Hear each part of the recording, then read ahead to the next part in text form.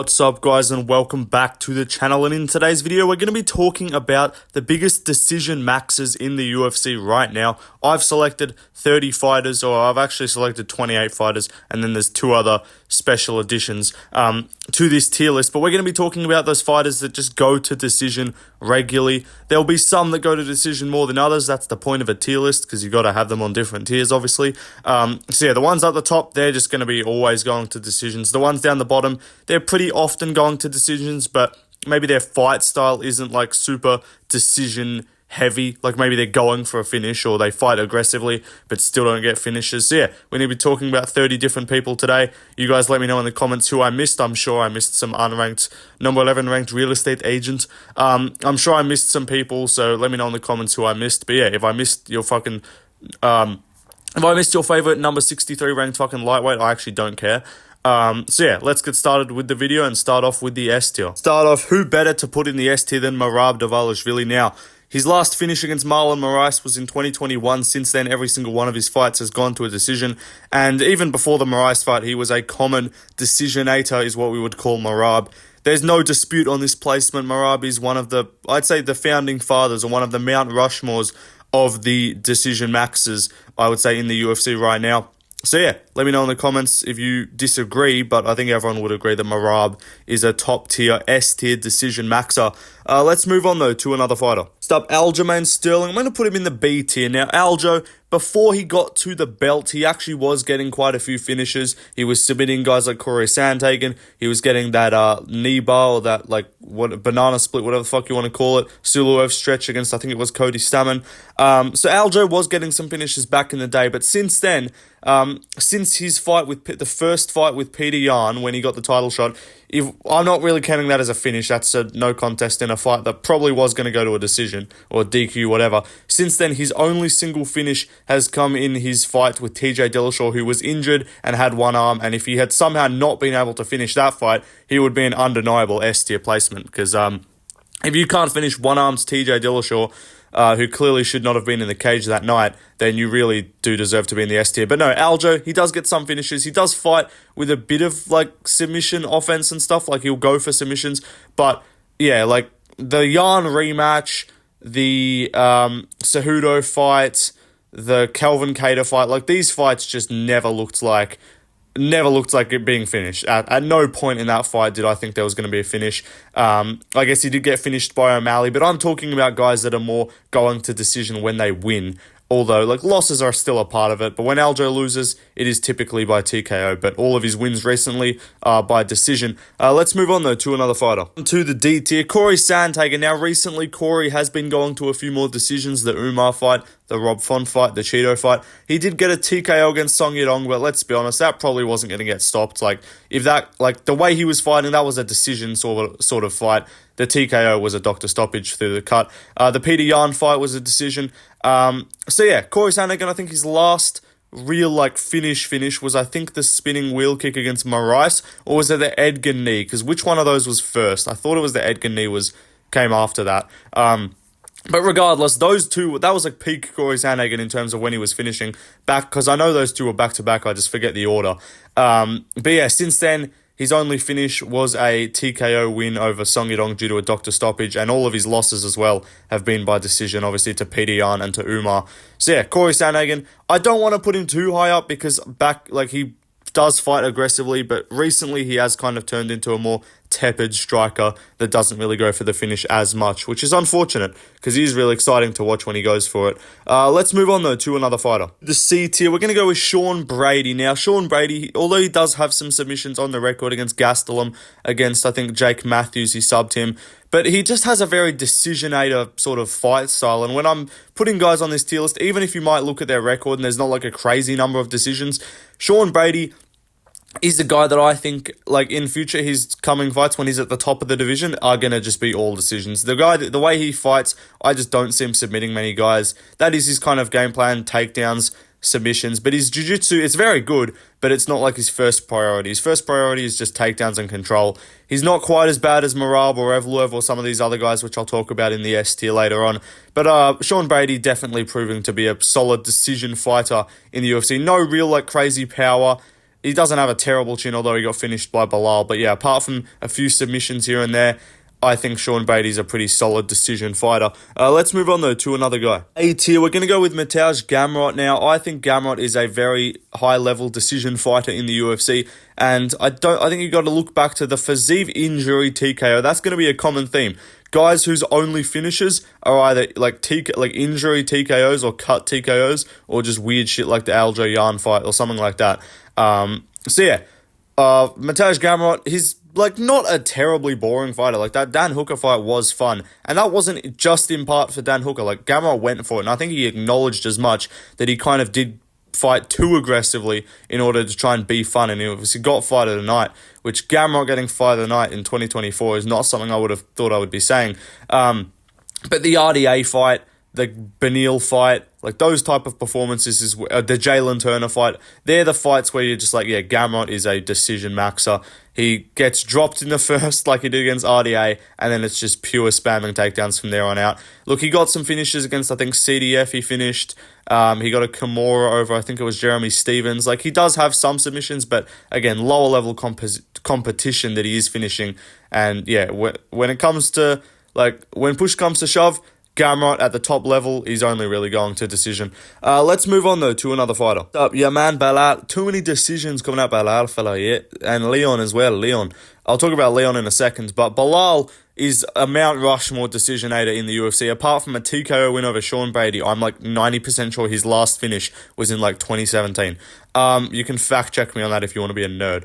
But no, Belal, even when he wins the belt, same with Merab, even when they win the belt and have their best performance ever, like him against Leon, or I wouldn't say Merab's performance against O'Malley was his best, but like even when they looked the best they've ever looked, they still do not look even remotely close to getting a finish at any point in the fight. So yeah, Belal Muhammad, certified decision maxer.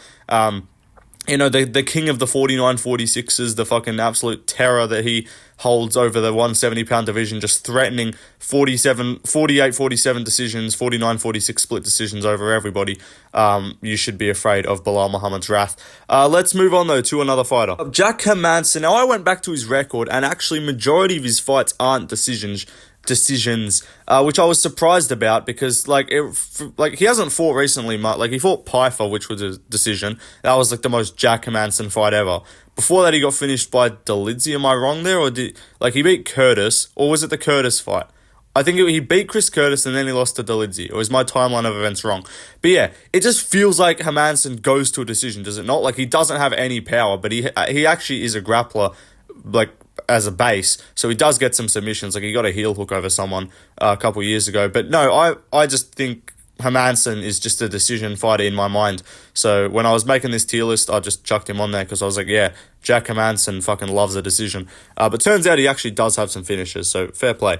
Anyway, let's move on to another fighter. Down to the D tier, Dan Ige. Look, you might ask, why is he even on the list? And Dan Ige, because the cycle of Dan Ige is getting a finish over, getting a nasty highlight reel KO, like against Andre Fili or Gavin Tucker, or Damon Jackson, against like an unranked guy when you have to fight down coming off a loss, and then he gets a fucking highlight reel KO. And that's when you're like, yeah, Dan Ige is a fucking finisher. But then anytime he fights a top 15 opponent, decision. Without a doubt. Every single time. Lopez, Evloev, Cater, Zombie, Barboza, every single one of this guy's top 15 opponents, Bryce Mitchell, Nate Landwehr, even Nate Landwehr's not even top 15, but every single one of this guy's top 15 opponents is all a decision win, and that's why he's going in the tier list. Because yes, he does get KOs, but like anyone could probably get KOs if you gave them bums. Like, yeah, if you gave Belal fucking, God forbid, Natan Levy or some shit, he's gassing him out. In the octagon, of course. No, but like if you give like if you make Merab fight like fucking Honey Yaya, like yeah, he's probably gonna get a finish. But like, I'm talking when you're fighting at the top level, when you're fighting in like people your own skill level, he's just only ever going to decisions, Dan Ige as well. But yeah, overall, he does get highlight reel KOs, so I can't put him too high up on the list. Anyway, let's move on to another fighter. Leon Edwards. Too many decisions coming out of Leon, fella, yeah? Fucking loves a decision, Mr. Rocky. Fucking apart from a head kick over Kamaru Usman, I think people like thought this guy, like casual fans that like got into the sport from fucking around that time, 278. What was before 277? Fucking Nunes Pena. But like around that time, when this happened and there were some of these upsets going on, like a few months later we had Pereira and Izzy and stuff, and those edits and shit were going on, all the upsets and edits and stuff, the Yuri Glover type fights. But this was the one where it's like people, casual fans, saw this fight and saw Leon Edwards get a comeback head kick over Kamaru Usman and thought this dude was like some fucking just elite striker that's just knocking people out. Like, I think people have to genuinely go back and check his record and see that he's taken like Diaz, RDA, Barberina, all these guys to a fucking decision to realize, yeah, this guy has not finished anyone in fucking ages. Like, he got one of the fastest knockouts in UFC history, which is crazy to say because Leon Edwards is just the most decision fucking fighter ever. Fights with like no risk, no sense of urgency, just leg kicks at range. Sure, he's technical, but yeah, like you saw it in the Bilal fight. He had absolutely no fucking aggression in that fight whatsoever. So yeah, Leon, A-tier decision maxer. Let's move on though to another fighter. Pedro Munoz. I would love to have him higher, but turns out he actually gets finishes, which I'm surprised about because I've just, like his recent fights, I think those stats are sort of like exaggerated or like inflated by like his earlier career when he was finishing bums. But like his recent career has just been all decisions. Losses and wins alike. It's just all Gutierrez, Cheeto, Phillips, Aldo, fucking everyone that this guy fights is just going to a decision. His last KO, fucking to no one's surprise, was Cody Garbrandt. That was the last time a Pedro Munoz fight ended in a finish, I'm pretty sure. But anyway, let's move on though to another fighter. Movsar Evloev, 18-0. 8-0 in the UFC, all 8 by decision. This man is not finishing anyone. Movsar Evloev, Mount Rushmore fucking decision maxes in the UFC. It's Bilal, Merab, Evloev, and then you fucking pick who's fourth, honestly. Movsar literally doesn't have a finish in a UFC fight. If this guy ever fights for the belt, God forbid, like if he gets his replacement because the Aldo fight, which was 100% going decision, that was going to be a 9th decision win for Movsar Evloev. But like if this guy fights for the belt, God forbid, then I really want to see the highlight packages for this. They're just going to show Movsar landing like right hands that didn't even stun his opponents and just shooting takedowns, and it's going to be amazing. Like, you can't find a highlight of him dropping someone. You can't find a highlight. I mean, like, he hurt Allen kind of in the second round. Like, he landed some decent shots against Lopez in their fight, but like, this guy just never looks like he's going to get a finish ever. Any Movsar fight that looks like it's going to maybe get finished was just the Lopez fight when he looked like he was going to get finished. And I guess the Allen fight had some like moments where like, yeah, maybe.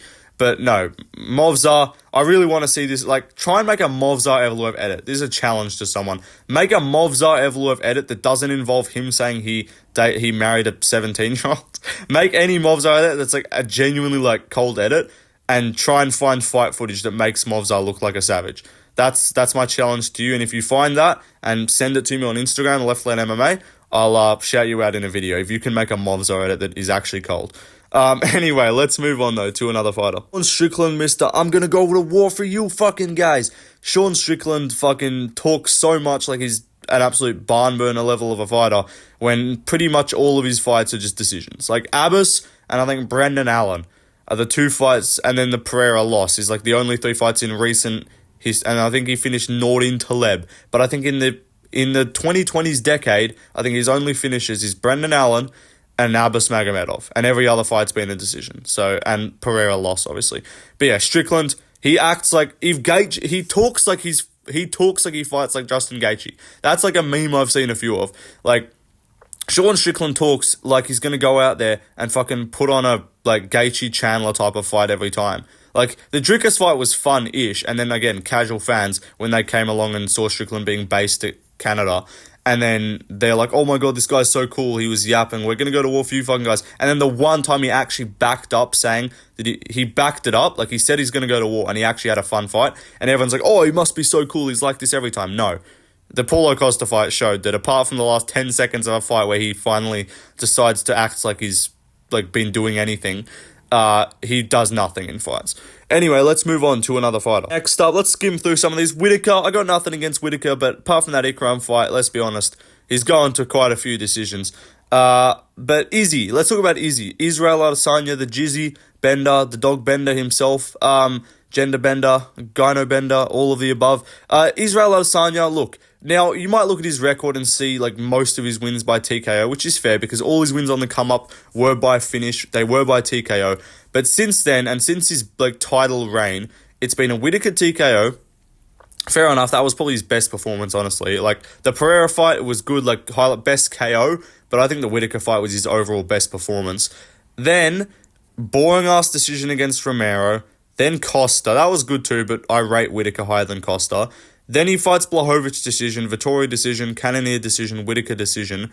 Pereira, like, not heaps of his fights are going decision, but, like, just that run of, like, just the Romero-Whittaker rematch, Vettori and Cannonier fights, like, and then just the Strickland loss. I can't take this guy serious, bro. Like, he's doing his fucking emotes, he's doing his little TikTok edits and shit, botched, talking like he's going to decapitate someone, and unless they run into him with their hands down like a spastic, he just taps leg kicks at range, goes into fucking second gear, and just cruises for 5 rounds, and it's dead. Like, you might say, so I put Izzy in the C tier with like an asterisk of like, Izzy when his opponents aren't retarded. Because anytime Izzy fights a mentally capable individual who doesn't run in with their hands down like a retard, he just goes to a decision. Every time, without fail. Except for Drickus, because Drickus finished him. But anyway, let's move on to another fighter. Max Holloway, although a lot of this guy's fights are decisions, you know, his last 2 fights against Zombie and Gaethje, both brutal KOs, and he does fight with urgency, and he doesn't just fight like a point fighter or like a takedown spammer. Like, Holloway fights like a guy who would be getting finishes, but he just output maxes everyone, and then volume strikes, and like, he's not got, I'm just gonna say, I think everyone was like, oh bro, people slept on Holloway's power. Like, no, Holloway gets KOs when he sits down on punches and fucking throws the big meaty hooks, as Lucas Tracy would say. But like, when this guy's just striking normally, he doesn't just have natural, like, his average punch is just wobbling people. Like, Cater, Yair, Allen, all 3 Volk fights, and what else? Like, and then that's the kind of streak there. It was the 3 Volk fights, and then Cater and Yair and Allen. Like, those fights were all decisions. Like, Champion Holloway when he was finishing Ortega and Aldo and Pettis and shit. That was, did he finish Pettis? I forget. But anyway, I think he did. But regardless, Holloway, he gets finishes, but a lot of his fights are decisions. But it's like, that's why I'm putting him down here, because it's incidental. Like, it's like he's fighting aggressively, but he's just not getting decisions. Anyway, let's move on to another fighter. Colby Covington, this guy is incapable of finishing anyone. He actually had to, like, put in physical effort and, like, had a strenuous look on his face in attempts to choke out Lil Pump. That's the reality that we're dealing with, Colby. Get in the cage, buddy. Why is this guy yapping? I'm seeing this. I swear to God, it pissed me off after the Leon fight. I saw no less than, like, 5 fucking interviews from him on Submission Radio when he didn't have a fight booked. He didn't have a fucking fight rumor. Nothing was happening. He was just yapping to Ian Gary, who, although he's a cuck and also is going to be on this tier list later on, like, at least Ian Gary's fighting actively. Colby is just being a retard. But yeah, when this guy fights, every single one of them is fucking decisions. Like, he might say dominates them. Like, Woodley, TKO, I think that's, like, the most recent one. That's the only fight where Colby's gotten a finish in, like, the last fucking 10 years. But yeah, Colby Covington, America's favorite, Trump's favorite fighter. He doesn't care about you, little bro. But yeah, Colby, certified decision maxer, certified decision machine. Let's move on though to the next fighter. Dominic Cruz, you know, he's trying to gas Khabib out. No, he's taking shots, but they're not the worst shots you can take. And Dominic Cruz, I think people forget, man. Dominic Cruz, he had no fucking power at all. Dominic Cruz, I swear to God, this guy doesn't finish anyone. Like, Cheeto, Munoz, Cheeto got KO'd, what am I talking about? Munoz, Casey Kenny, fucking, like, he got finished by Cejudo, Garbrandt decision, Dillashaw decision. This guy was pillow hands Cruz. That's a real thing. I bring you that because Dominic Cruz, certified pillow hands, certified decision maxer, dancing around with the best movement you've ever seen. According to people, forget Dominic Cruz's movement. That's a problem for everybody. You couldn't catch him. Nobody could touch him.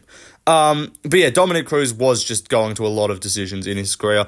Let's move on, though, to another fighter. DA, certified crafty vet, Rafael Dos Anjos. You know, he's just been around. He's never, like, back in the day, RDA was getting some finishes. You know, he subbed Brian Barberena a couple years ago. But apart from that, yeah, RDA, I mean, he got finished by Physique. But again, if you're looking at the wins, who's RDA's last finish or last TKO win? I actually genuinely don't know. Like, I'm not trying to shit on RDA. I like RDA. He's been around for ages. He's a fun fighter. He's going to lose to Jeff Neal. But yeah, the Luque fight, Gamrot fight, fucking Moicano fight. Even though he was beating the fuck out of Moicano, still went to a decision. But yeah, Rafael dos Anjos, I'd say pretty certified, pretty cemented decision fighter in the UFC. He's up there if you look at most decision wins in UFC history. Let's move on, though, to another fighter. Arnold, yeah, I'm just going to a couple of decisions, It's just like, it was a good fight, yeah, just decisions. Arnold Allen definitely goes to his fair share of decisions. Apart from the Dan Hooker TKO, and Hooker just had no chin at featherweight, I would say pretty solid decision fighter is Arnold Allen. Let's move on, though, to another fighter. Next up on the tier list, Volkanovski. I would say, even though he does go to a lot of decisions, like, he finished Yair, he finished Mendez, but apart from that, pretty much all of those wins. Oh, he finished Zombie too. So yeah, Volk's getting some finishes, but again, he fights like he's actually, like, he fights aggressively. He doesn't fight like just a pure decision maxer like a Bilal or a Leon or a Strickland. Like, Volk goes for it, and that's also why, even though Izzy does have more finishes than him, I'm putting him below Izzy on the tier list, because Izzy has more of a decision style, which is what I'm kind of judging on as well. Anyway, let's move on to another fighter. Next up, we got Neil Magny, certified decision machine. Neil Magny, he has the most decision wins in UFC history, so he's probably number 4 on the Mount Rushmore, just given the fact that he literally holds the record for most decisions in UFC history. Let's move on to the next fighter, Andrei Arlovski. He's retired now, but the late peak of Andrei Arlovski's career was something to behold in terms of the amount of decisions this guy was going to. Anytime he won, I don't think he's gotten a finish in the 2020s decade.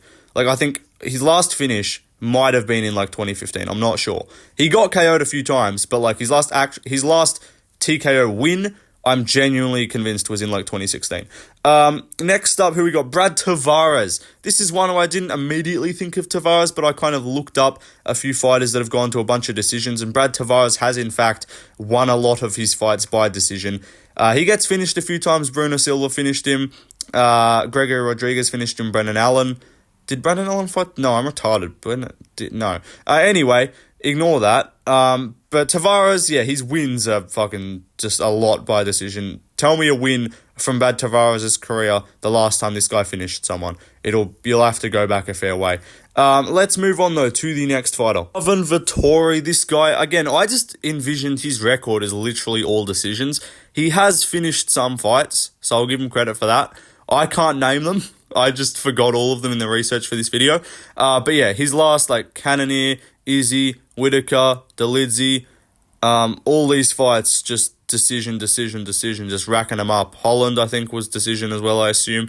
But yeah, Marvin Vettori, definitely a guy who enjoys going to the scorecards. Let's move on, though, to another fighter. Next up on the tier list, we've got GSP. Now, GSP, a large portion of his title reign, that if you go down that title run of like the Hendricks, the Diaz, all those fights, I'm gonna sound like a casual because I just can't remember them, like the order off the top of my head, like BJ Penn, there was a lot of decisions there, but he finished Matt Hughes twice. He did get some finishes at the start of his reign, but there was a kind of middle to back portion of the title reign of GSP where it was a lot of UDs. Anyway, let's move on to another fighter. So now we have myself. Now, I'm not sure why the photo is so small, but regardless, I am going in the S tier. I am a certified decision maxer, and I'm proud of that, I am not objecting the fact that I am, in fact, Marab. No, but if you guys saw my community post the other day, I told you that I won a gold medal in a no-gi grappling competition in the 17-year-old age group, because that's how old I am. I'm not giving you any more fucking details than that, because someone's going to try and do some research and find out where I live or something. But no, I did the grappling competition and I won the gold. I won 3 matches, and every single fucking one of them was by decision, by points. I didn't get a single point scored on me as well. If you guys know jiu-jitsu scoring, it's really weird. But I'm not going to explain that to you. But yeah, no one scored a point on me the entire time. I won the first match 11-0, second match 9-0, third match 2-0 because I got a takedown right at the end. We basically did nothing. I was on top the whole time, but for some reason, the fucking ref didn't count it. I literally got a high crotch single leg takedown, dumped him on his fucking head, and then the ref just didn't give me points for it. But then I got a takedown right at the end, got 2 points, won the third match. So yeah, at no point was I even close to getting a finish. I was trying to go for a rear naked choke at one point, not even close. I went for an armbar, completely washed. So yeah, I am fully aware that I am incapable of finishing a fucking fight, or finishing anyone in any context. Except Norma Jamont. Let's move on though to another fighter. Fellow YouTuber Bedtime MMA. Look, Bedtime, I like Bedtime, man, he's cool. But it's an ongoing joke in his like channel, on his Instagram and shit. I've seen it. I've talked to him as well. He wins all of his fucking fights. He does a few Muay Thai fights and he wins all of them by decision. So, we embrace Bedtime as a fellow fucking decision maxer. You know, I joined the club, obviously. Just the two fucking most dominant 49-46ers in the MMA YouTube scene, of course. But yeah, Bedtime, he's cool. Just hit 50k subs as well, so congrats to him. But yeah, Bedtime, definitely a decision maxer by his words, not even mine. He's told everyone he does not finish fights. Let's move on, though, to another fighter. In Gary, this last three fights of his run, Magny, Jeff Neal, and then MVP, all decisions. I think he got the finish over D-Rod, and then before that, I think it was another decision. Overall, this guy just has a very decision-heavy style. People thought this guy was going to be the next fucking Conor McGregor, just one shot or just fucking sniping people, but apart from that step back KO in his debut, his striking is like, it's technical, but it's not that dangerous, and he is just going to tepidly leg kick you at range. That's what Ian Gary's going to do, and then he's going to claim that he's got the fucking best jiu-jitsu on the planet after winning a grappling match against MVP. So yeah, good job Ian Gary. Anyway, let's move on to another fighter. So Wonderboy Thompson. Now, I want to give Wonderboy credit because he did get a lot of finishes back in the day, you know. He was just, people forget, Stephen Thompson. But no, Wonderboy, he's got some finishes on his record, of course. He's been finished a few times, not by many. Shavkat subbed him. He's been subbed a few times. Pettis finished him, which is really the only time where he's been like outstruck, but you can't even really say Pettis outstruck him because like he was winning that fight. But yeah, the Holland fight was a doctor stoppage in the corner, and apart from that, Burns, Bilal, those losses by decision. Why am I just forgetting? Jeff Neal fight, I assume, was a decision. Did he finish Luke A? Maybe I'm kind of over exaggerating this, but I feel like I'm not tripping, and I swear there's more fights which I'm forgetting about from Stephen Thompson where he just goes decision always. He has a very decision style as well, you know. Anyway, let's move on to another fighter. I work so hard for this, you guys. And it's Pat Doja, man. He's good fighters. He knows a lot of decisions. How's my Brazilian Portuguese? I feel like that's actually a pretty good fucking impression, a good accent. But anyway, Pantoja.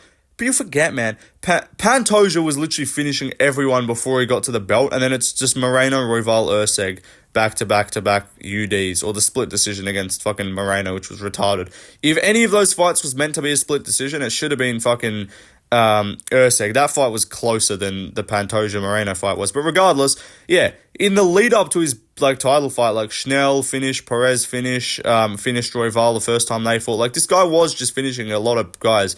But yeah, I will put him lower down on the list because his recent fights, and we're looking at right now, Pantoja is proving to be a bit of a decision maxer. And maybe his next fight against Kai Sakura, maybe he changes that, maybe he continues the trend, we'll see what happens. But yeah, that is the video done, guys. I hope you enjoyed.